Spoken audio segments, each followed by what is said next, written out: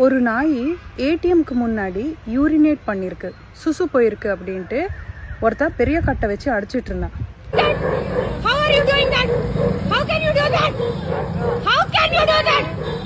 ஒரு அடி செம்ம அடி விழுந்துச்சு. அப்பதான் பார்த்தேன், ரெண்டாவது அடி விழுறதுக்குள்ள போய் கத்தி நிப்பாட்டிட்டேன். அங்கே அத்தனை பேர் இருந்தாங்க, யாருமே பேசல. ஏன் இப்படி அடிக்கிற அப்படின்ட்டு அவனை பிடிக்கல, திட்டலை, இல்லை போலீஸை கூப்பிடணும்னு நினைக்கல, அந்த நாய் எப்படி இருக்குன்னு பார்க்க வரல, எதுவுமே நடக்கலை. நான் திருப்பி அவனை கேட்குறேன் நிப்பாட்டி, எதுக்கு அடித்தேன் நாய் அப்படின்னு. அப்போ தான் சொல்கிறான், இந்த மாதிரி சுசு போயிருக்கு, என்ன பண்ணுறது, ஏடிஎம்க்கு முன்னாடி சுசு போயிருக்கு. நிஜமாக நமக்கு தகுதி இருக்காங்க இப்படி பேச?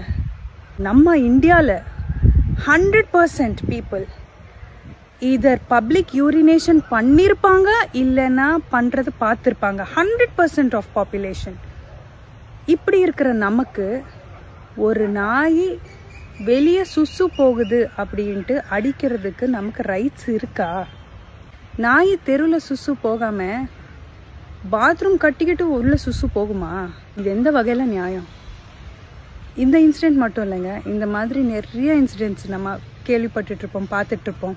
But what we can do is, நம்ம அந்த பீப்புளோட மைண்ட் செட் சேஞ்ச் பண்ண முடியாமல் இருக்கலாம். பட் ஒரு விஷயம் நடக்கிறது பார்க்கும்போது கண்டிப்பாக நிப்பாட்டணும். நமக்கு எதுக்கு அப்படின்னு ஓடி போயிடக்கூடாது. அது கண்டிப்பாக நம்மளால் முடிஞ்ச அளவுக்கு நிப்பாட்டணும், அது தடுக்கணும். தட் இஸ் நம்ம எல்லாரோட ரெஸ்பான்சிபிலிட்டி. சிட்டிசன்ஸாக நம்ம எல்லாரோட ரெஸ்பான்சிபிலிட்டி. எஸ், அதுக்கப்புறம் நீங்கள் அவனை போலீஸ் ஸ்டேஷனுக்கு இழுத்துட்டு போகிறீங்களா இல்லையா, தட் செகண்டரி. அது அவ்வளோ அடிக்கும்போது அவனை திருப்பி கடிச்சிருக்கலாம், பட் அவன் கடிக்கல, அவன் சரண்டர் ஆயிட்டான், சாவறதுக்கு ரெடி ஆயிட்டான். அவ்வளோ ரத்தம். எனக்கு ரொம்ப கஷ்டமாக இருந்துச்சு.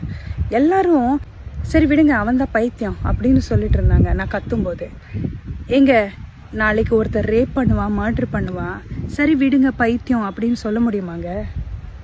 How stupid society can B.